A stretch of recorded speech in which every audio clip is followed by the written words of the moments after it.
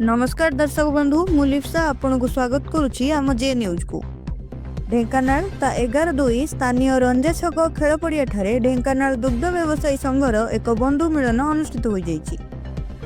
एही सभारे दुग्ध व्यवसायी पई सरकार तरफ गोटे बैठक गृह निर्माण निमंते सरकार को निवेदन करा जियो बोली आलोचना करा जाइथिला। प्रत्येक वर्ष जनवरी मासरे तीर्थ भ्रमण करने को आलोचना करा जाइथिला। एही बंधु मिलन में पूर्वतन सभापति घनश्याम बारिक, सभापति प्रकाश कुमार बेहरा, संपादक दुर्योधन परिड़ा, कोषाध्यक्ष दुशासन बेहरा समेत 100 रु ऊर्ध्व व्यवसायी जोग देइथिले।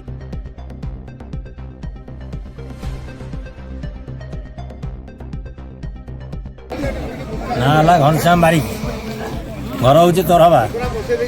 आमर आज रंजा छक दुग्ध व्यवसायी संघर मीटिंग थिला। प्रत्येक वर्ष आम बुली जाऊ दी दिन तार हिसाब किताब भल मंद आज आम खुशी ये भोज भात कर खाई प्रकाश कुमार बेहरा रंजा छक गोटे आम बैठक क्षीर व्यवसायी गोटे बैठक बसला। ये आम सब बुली जाऊ क्षीर व्यवसायी सब बैठक करूँ गोटे आस बसिक सब बुझ।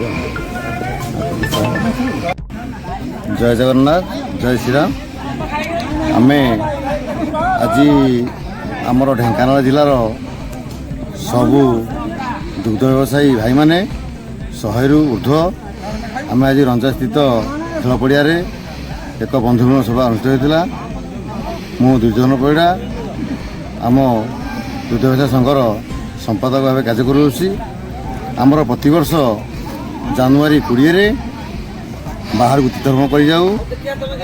यही आमर ए वर्ष मध्य बुली जाइलु। आसला परे आमर आज बंधुमिलन है, भोजी भात है।